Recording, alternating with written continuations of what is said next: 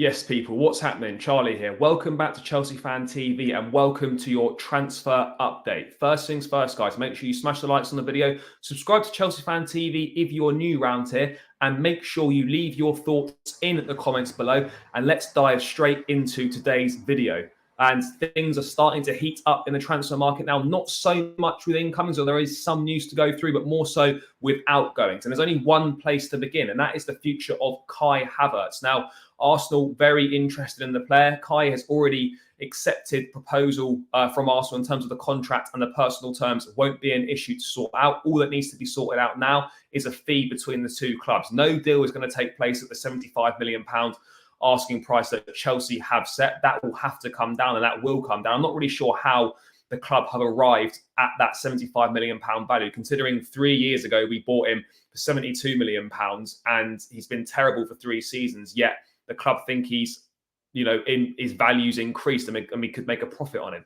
Absolute nonsense. But I mean, funnily enough, though, in the Athletic has been reported that Chelsea would actually be happy for Kai Havertz to sign a new contract. They believe that he can rediscover his best form under Mauricio Pochettino. I'm not sure what they've seen or what Poch sees, but yeah, I found that slightly odd when I saw it. But yeah, it looks like, if a fee can be agreed around the £60 million mark, then Kai Havertz will go to Arsenal. I don't have an issue with this at all. We can't have a situation where we're saying, we need a squad clearer, and then when said players that they want to go leaving, we then throw our arms up in the air because, we don't want him to go there. Like, it's irrelevant. Havertz has been terrible for Chelsea. There's no reason just to keep him because, he could be good at Arsenal. He hasn't been good for us. If he goes and does well elsewhere, fine. Not an issue. But the reality is he's not been good for us. There's no point keeping and hoping that he might come good for us because this is 3-year sample size and he simply won't. And we're going to get the biggest fee from a Premier League club as well. So that helps. We need finances. We need money in the bank,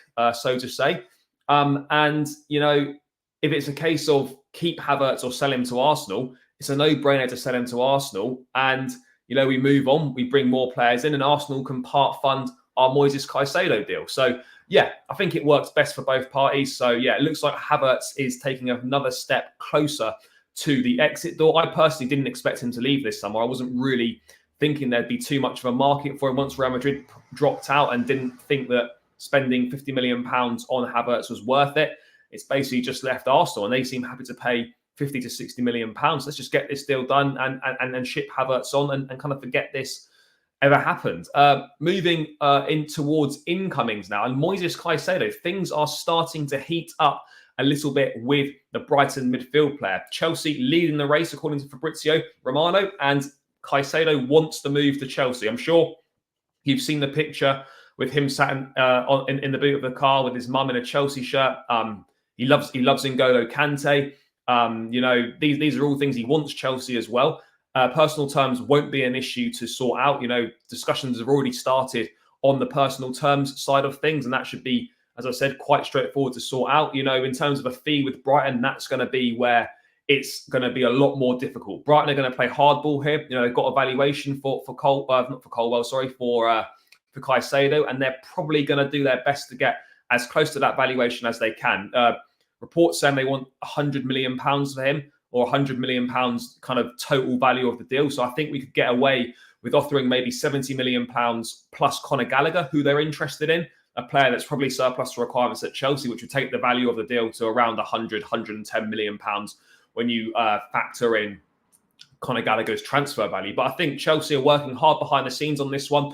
We should be in a good position because obviously Paul Winstanley, who we took from Brighton, one of the directors, brought Caicedo to the club from South America. He obviously knows his family very well, having dealt with those negotiations. So that hopefully should stand us in good stead in the negotiations to make this a smooth deal. But let's make no mistake about it.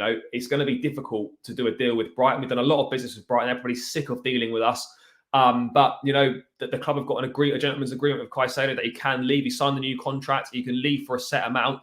It's just the case now of agreeing that fee. Arsenal obviously withdrew their interest, so that kind of leaves us as the front runners, unless anyone else particularly comes in last minute, which would appear unlikely at this point in time. But it's absolutely crucial that we keep working hard behind the scenes. We keep ploughing on with this and get this deal done as quickly as possible. No deal is imminent as of yet, but we need to get this wrapped up in the next couple of weeks before the end of the month. I think it's as simple as that at the end of the day for me. So things are moving in the right way for Moises Caicedo, and it could be Caicedo partnering Enzo Fernandez in midfield at Stamford Bridge next season. So things are going in the right direction, but there's still a few more steps to go on that one. But Chelsea very much in pole position to land the 21-year-old. In terms of other transfer news and outgoings, particularly the future of Romelu Lukaku. Now, Inter and Chelsea had a meeting in London on Tuesday or Wednesday where they discussed Romelu Lukaku and Kalidou Koulibaly.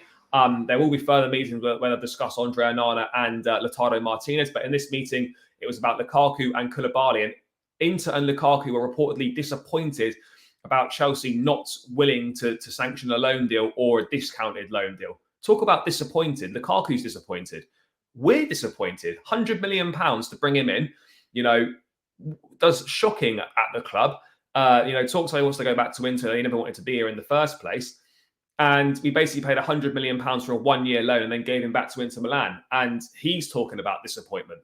The cheek of it, honestly, unbelievable. But in terms of, a deal for Lukaku, it's going to be difficult. Inter aren't in the best financial situation. As I've said, the only way a loan deal makes any sense at all is if there's an obligation to buy at the end of the loan. Otherwise, we're just kicking this problem a further 12 months down the line and not dealing with it head on. Lukaku's got 3 years left on his contract. He's on over 300k a week at Chelsea. The whole thing's been a disaster. So, look, a loan deal doesn't make sense at all because we'd be paying the vast majority of the wages anyway. So, yeah, we need to try and come to an agreement. But, yeah, talk about disappointment. I mean, Chelsea aren't going to be taken for mugs here by Inter Milan. We can use Lukaku as part of a Andre Onana deal or whatnot, or maybe part of a deal for Lautaro Martinez, then let's do it and let's kind of see what they say about that. But we can't keep getting taken advantage of by Inter Milan now. It's an absolute joke to be basically funding their loan move for Lukaku. Absolutely not. And if Lukaku has to sit and rot in the reserves at Chelsea, then so be it. It's as simple as that. But his future does need to be sorted one way or another before the pre-season tour to the States departs. Because we can't have him coming on that if he's not part of the plans. It's as simple as that. And in terms of Kalidou Koulibaly as well, Inter wanted a loan deal for him. They obviously lost Milan Skriniar to Paris Saint-Germain, so they're looking for a new midfielder. Sorry, not a new midfielder, a new defender. But again, the cheek of it, offering a loan deal. He's again, Koulibaly on big wages. We'd have to pay a lot of them. It doesn't really make any sense. Yes, I'd be happy for Koulibaly to go this summer. We've got 6 centre-backs. I don't really see where he plays. Reportedly, he'd be happy to stay and see his contract. Well, of course he would. It's London, it's the Premier League, it's big money. We'd all be happy to sit on that contract.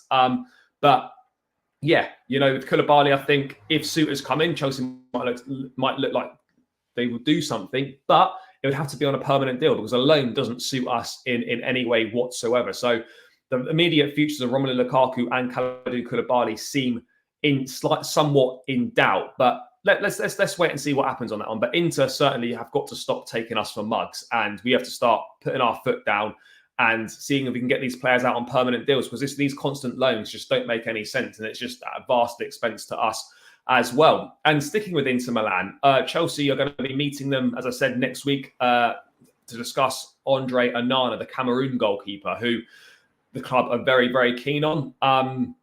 Again, Inter are going to want a big fee for him. As some places reporting as much as 80 million euros, which could be pretty steep to pay for a goalkeeper. But we do need a goalkeeper. There's no two ways about it. But also Sky Sports reporting that, Pochettino would be happy to have Kepa as the first choice goalkeeper next season, which kind of did surprise me. Look, I think Kepa's much better than he gets credit for, and he had a good season by his own standards last season, but he's not of the required quality to help Chelsea push on, get back to the upper echelons of the table and challenge for the big trophies ultimately. So, yeah, I was slightly surprised to see that. But ultimately, if it's a case of spend 80 million euros on a goalkeeper or get by with Kepa for another season, use that money to go towards reinforcements in the midfield and the centre forward position, then I wouldn't be too mad about that. But it seems clear to me now for Chelsea, it's either Andre Onana or it's Kepa, number one next season. Obviously, Man United reportedly interested in Onana as well, but no contact